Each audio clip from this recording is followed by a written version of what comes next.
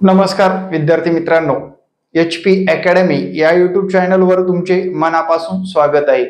आजच्या या व्हिडिओमध्ये आपण पोलीस भरतीसाठी फॉर्म भरलेला असेलच, पण पोलीस भरतीसाठी लागणारे डॉक्युमेंट पाहणार आहोत। विद्यार्थी मित्रांनो, पोलीस भरतीसाठी लागतात कोणते डॉक्युमेंट आजच्या या व्हिडिओमध्ये आपण डिटेलमध्ये माहिती पाहणार आहोत। तत्पूर्वी व्हिडिओवर नवीन असाल तर व्हिडिओला लाईक शेअर करायला विसरायचं नाही। तुमच्याकडे डॉक्युमेंट आहेत, घाबरून जायची गरज नाही। फॉर्म भरले आहे पण डॉक्युमेंट रेडी असावे। सर्व डॉक्युमेंट रेडी असल्याशिवाय आपल्याला आगामी काळामध्ये डॉक्युमेंट व्हेरिफिकेशन मध्ये कुठलीच अडचण येणार नाही। चला तर मग मित्रांनो, आपण डॉक्युमेंट कोणती लागतात याच्याकडे जाऊ। तर सर्वात प्रथम तुम्ही अर्ज केलाय, सध्या ग्राउंड करताय ना, बिंदासपणे करा। पण मित्रांनो, एक आव्हान आहे माझ्याकडून, एक गोष्ट करा, ग्राउंड करते वेळेस गाडीवर वगैरे जात असाल तर सांभाळून राहा, स्वतःला सांभाळा। सध्या आपण इतकी दिवस मेहनत घेतलेली आहे, एकदम जबरदस्त मेहनत घेतलेली आहे, घाम गाळून आपण रक्ताचं पाणी हाडाचा मणी करून अभ्यास सुद्धा केलेला आहे आणि ग्राउंड सुद्धा केलेला आहे। तर आता जाताना ट्रॅव्हलिंग करताना जपून करा, कुठलीही इजा होईल असं कुठलं स्टंट करू नका। स्वतःच्या शरीराला सांभाळून ग्राउंड तर करणं आहेच आपल्याला, पण शरीराला सांभाळून स्टंटच्या माध्यमातून आपल्याकडून काही अपघात घडला नाही पाहिजे। परवा एका पोराच्या बोटावर एकदम गोळा पडला, बोट फुटून गेलं। म्हणजे असं झेलाझेली खेळत असताना बोटावर गोळा पडला आणि बोट फुटलं, खाली आपटलं, म्हणजे फुटून गेलं बोट। मित्रांनो, असे काही स्टंट करू नका, म्हणजे कुठलीही गोष्ट करू नका। पाय मुरगळेल, पाय तुटेल, पाय हे होईल, असे स्टंट करू नका। आणि सर्वात महत्वाचं, ते रील्स करणं बंद करा। बरं, रील्स करणं का बंद करा म्हणतोय? अरे तुम्ही रील्सच्याच मागे लागलात। दिवसभरामध्ये किती लाईक आले, किती शेअर झाले, कोण लाईक केलं, तिनं पाहिलं का नाही, त्यानं पाहिलं का नाही, माझा व्हिडिओ चालला का नाही, हे जर डोक्यात असेल, कार्यक्रम झालाय तुझा, विषय संपला तुझा। चांगल्या गोष्टी बघायचं, चांगल्या गोष्टीसाठी वेळ द्यायचं। आता अगोदरच वेळ कमी राहिलेला आहे। मोकार, याला पाठव, त्याला पाठव, त्याची रील त्याला पाठव, जे महत्वाचं आहे तेवढं बघा, बाकी अनफॉलो करून टाका डायरेक्टली। ते इंस्टाग्राम तर लई साप आहे मित्रांनो, विषारी साप सध्याच्या घडीचा। ठीक आहे, त्याच्याऐवजी आपल्या क्वेश्चन पेपर जर पाहिजे असतील तर सांगा मला, 15 पेपर फक्त 100 रुपयामध्ये अवेलेबल केलेले आहेत। चला आपण मुद्द्यावर बोलू। डॉक्युमेंट, कागदपत्र काय असणं गरजेचं आहे, कागदपत्रे काय असणं गरजेचं आहे। आणि पालक जर व्हिडिओ बघत असेल, कार्टेच्या हातातला अगोदर मोबाईल घ्या आणि ते इंस्टाग्रामला लावा काढी। इंस्टाग्राममुळे भरपूर पोरं टाइमपास करतायत।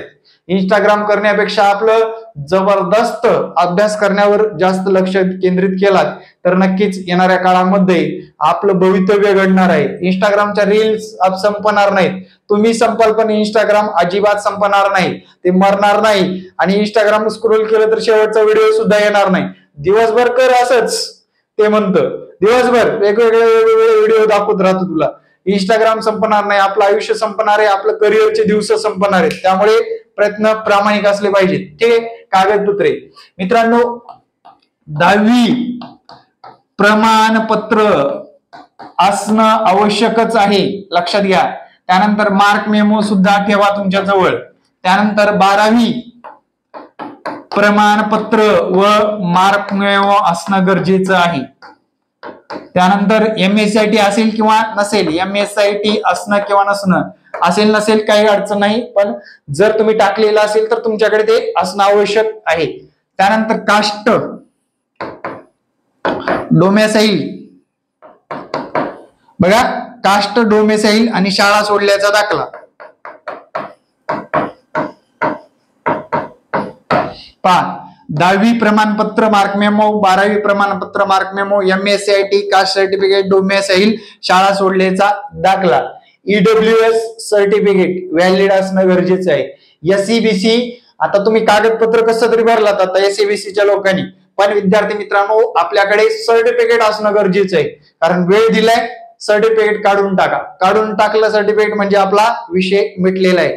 EWS 31 मार्च नंतर काढलेलं पाहिजे। काय सांगतोय? EWS 31 मार्च नंतर काढलेलं पाहिजे। SEBC सुद्धा काढलेलं पाहिजे। नॉन क्रिमिनल लोकांना नॉन क्रिमिनल व्हॅलिड पाहिजे।